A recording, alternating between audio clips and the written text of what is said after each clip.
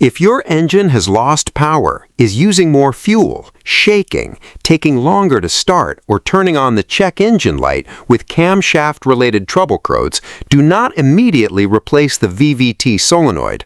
The solenoid may be faulty, but the problem could also be a lack of power, no control signal from the computer, an open circuit in the wiring, or simply a solenoid stuck because of contaminated oil.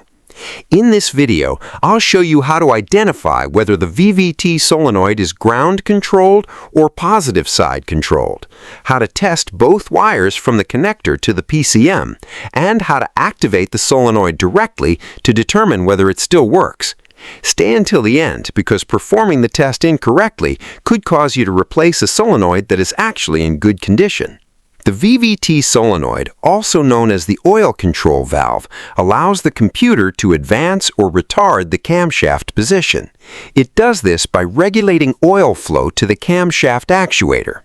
In most vehicles, it is a two-wire solenoid that normally operates on 12 volts, although the computer may supply the negative side, or in some systems, the positive side. When this solenoid fails, it can cause loss of power, rough idle, hard starting, increased fuel consumption, jerking, slow throttle response, and abnormal noise during startup. To begin the electrical test, disconnect the solenoid connector, set the multimeter to DC voltage, and connect the black probe to the negative battery terminal. With the key in the on position and the engine off, touch the red probe to each of the two connector terminals. If you find approximately 12 volts at one of the terminals, the solenoid has a constant positive power supply. In this type of system, the computer normally activates the solenoid by sending ground pulses through the second wire. This is known as ground side control or negative side control.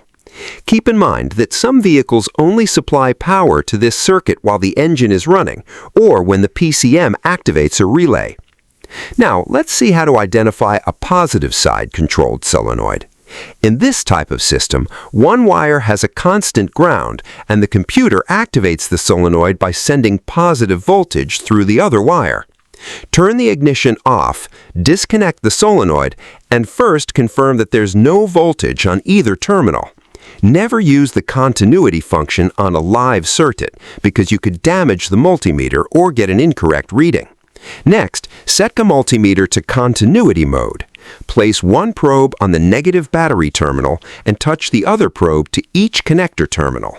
If one of the two terminals shows clear continuity to ground, this strongly indicates that it is the constant ground and that the PCM controls the solenoid from the positive side.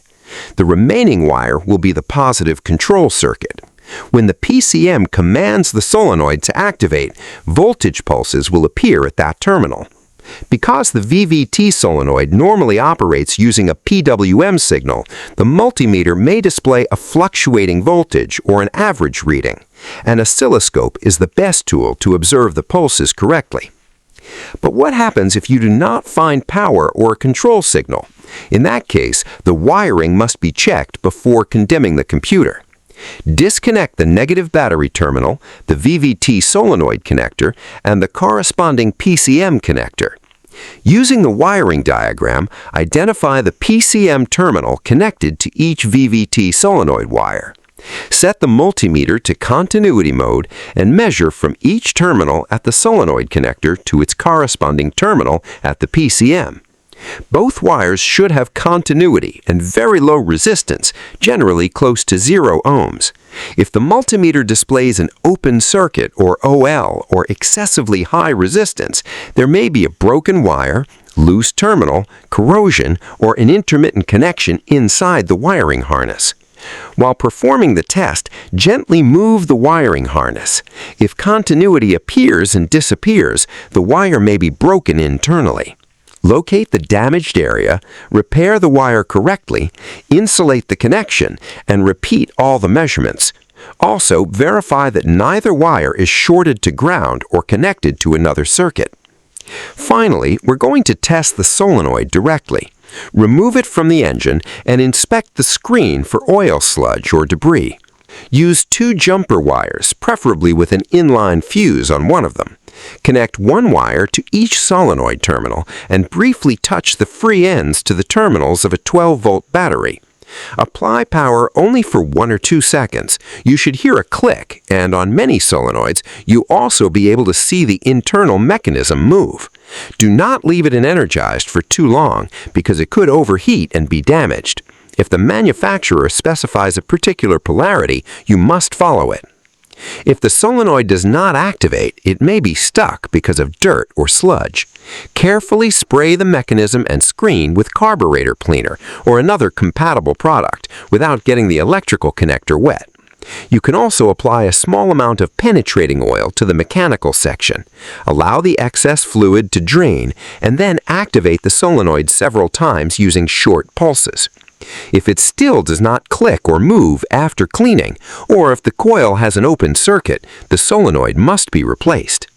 If this information helped you correctly diagnose a VVT solenoid, subscribe to the channel, turn on notifications, and share this video with other technicians. Tell me in the comments what vehicle you're working on and what voltage you found, because here we'll continue learning how to diagnose problems without guessing and replacing parts unnecessarily.